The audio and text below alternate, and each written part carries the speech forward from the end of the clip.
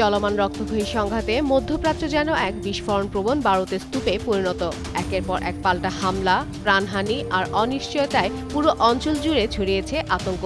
Tehran থেকে Tel Aviv কোথাও নেই কোনো স্বস্তির নিঃশ্বাস। এমন ভয়াবহ পরিস্থিতিতে যখন যুদ্ধ থামার কোনো লক্ষণ দেখা যাচ্ছে না, ঠিক তখনই কূটনৈতিক অঙ্গনে আলোচনার কেন্দ্রবিন্দু হয়ে দাঁড়াচ্ছে একটি ফোন কল।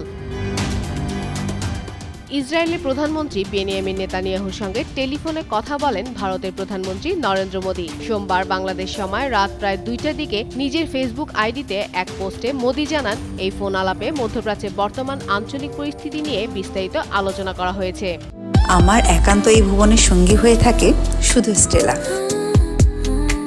সামাজিক যোগাযোগ মাধ্যম এক্সেও দেওয়া হয় পোস্টটি। সেখানেও মোদী বলেন, সাম্প্রতিক ঘটনাবলী নিয়ে ভারতের গভীর উদ্বেগ তিনি নেতানিয়াহুকে জানিয়েছেন। বিশেষ করে সাধারণ মানুষের নিরাপত্তাকে সর্বোচ্চ অগ্রাধিকার দেওয়ার কথা জোর দিয়ে তুলে ধরেছেন।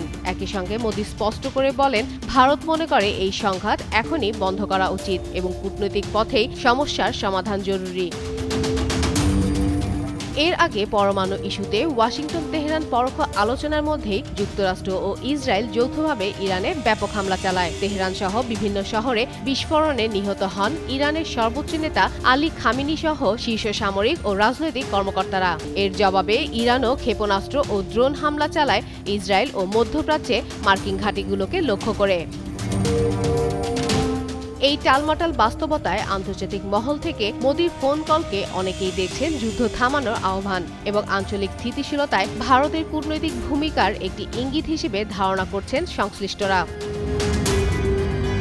ফাতেমা ফাতেহ জান, যুগান্তর নিউজ।